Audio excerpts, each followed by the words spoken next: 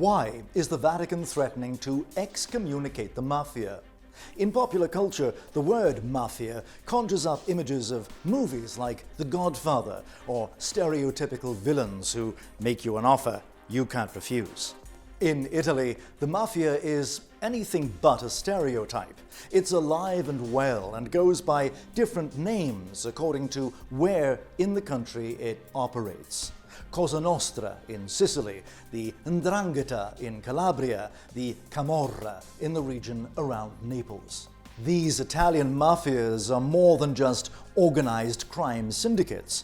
They infiltrate political and economic power structures, feeding a network of corruption that often challenges the rule of law, and not just in Italy. Le mafie sono presenti in varie parti del mondo e sfruttando la pandemia si stanno arricchendo con la corruzione. Queste strutture di peccato, strutture mafiose, contrarie al Vangelo di Cristo, scambiano la fede con l'idolatria. It's not the first time Pope Francis has spoken out against corruption and the mafia, but right now, during the pandemic, he's concerned about underworld criminals taking advantage of businesses and individuals in difficulty, either buying them out or lending them money at exorbitant interest rates. Short-term bailouts like these only aggravate the situation of people already struggling to survive. Young people are especially vulnerable. Unemployment is high, and the mafia offers easy money for idle hands. Extortion, drug trafficking, money laundering, murder. Before they know it, unemployed youth get drawn into a vortex of criminal activity from which few ever emerge. For many, corruption often becomes just another way of life. Il Signore sempre perdona, ma una delle cose più brutte che ha la corruzione, che il corrotto non ha bisogno di chiedere perdono. Non si la sente di perdono.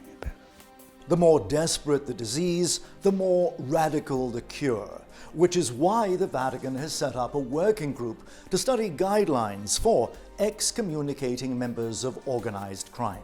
Excommunication is a last resort by the Church in an attempt to correct those who act in ways that are contrary to the faith. It can be reversed, but only if the sinner changes their sinful behavior. When someone is excommunicated, they are literally outside of communion, meaning they have set themselves apart from the community and so cannot participate in the sacraments. It's important to remember that it's not the Church that excommunicates, it's people who excommunicate themselves by their actions. The new Vatican Commission includes experienced laypeople and clerics who have a history of standing up to the mob, like the Sicilian Archbishop who refuses to perform church funerals for mafia bosses.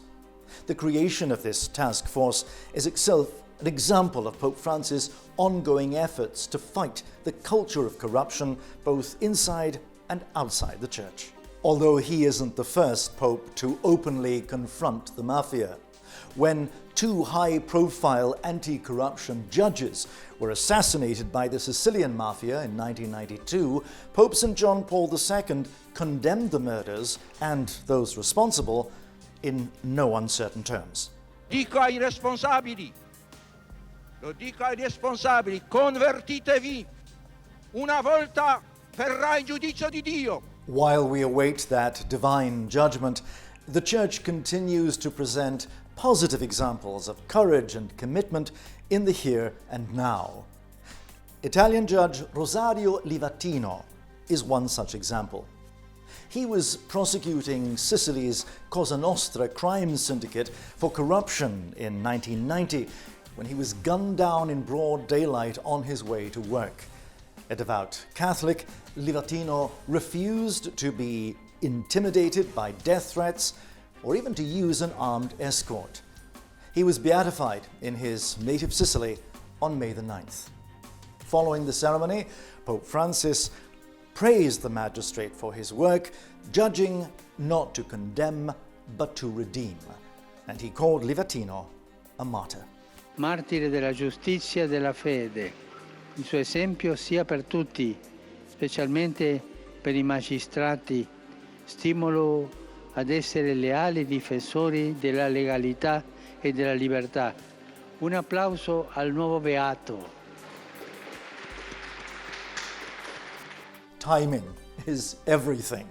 The Vatican announced its decision to set up a commission to study the criteria for possible excommunication of mafiosi on the very same day as people were applauding the new blessed. No applause could be heard coming from Italy's mafia strongholds, though. The announcement of the Vatican Commission and the beatification of Rosario Livatino were both met with deafening silence. But that doesn't mean they weren't listening.